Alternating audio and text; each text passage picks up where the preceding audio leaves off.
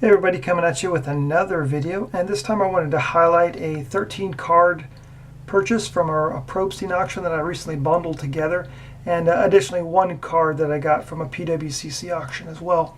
So starting off here with something kind of random here, this 1966 Batman Time for a Rescue in an excellent 5. Bought it just for a couple bucks. A lot of this stuff I just bundled together, and if it was a few dollars I threw a bid on it with the understanding that shipping wouldn't be that bad. And then 1955 Bowman Lou Burdett. Burdett, pretty good pitcher back in the 50s. Key member of those Milwaukee Braves teams. Just a VGX on that with that wood grain finish. But once again, I think I paid less than $3 for this card. So no complaints from me. And then as previously mentioned, I am collecting the 1960 Topps set. And I was able to pick this one up in an Airman 7. Within my threshold for prices. It's cool of the Topps trophy on there. Say Willie Tasby. And here is the one card that I got from the PWCC auctions. His stuff usually goes pretty high, so I kind of stay away from it. But this is a cool Frank Robinson card. It's just graded authentic. It's got some issues, obviously, with the cut, but also some surface creases and such. Just the nature of it being on the back of a kid's toy box. Still pretty cool to have that in hand and actually have it slabbed. I have this ungraded, the whole box with the figurine as well.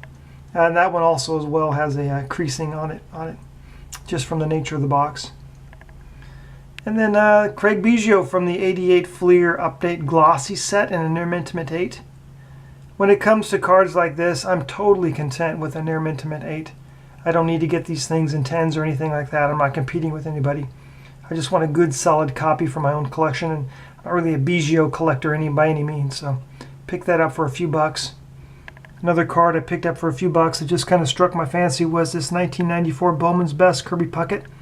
Don't have a lot of Kirby Pucket, primarily his rookie stuff, almost all his 85 stuff, and I do have his 84 Fleer Update.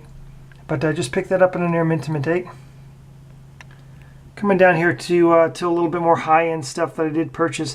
These 1965 Old London coins. So they were on Old London Snacks. You could get these as a kid. If they look familiar to you, that's because they're very similar to the 1964 Topps. And that's because the company that made those for Topps also did these a year later in 65 for Old London. So my Frank Robinson on the right in a Near Mint 7, and then Orlando Cepeda on the left in a Near Intimate 8 for my respective collections of those two.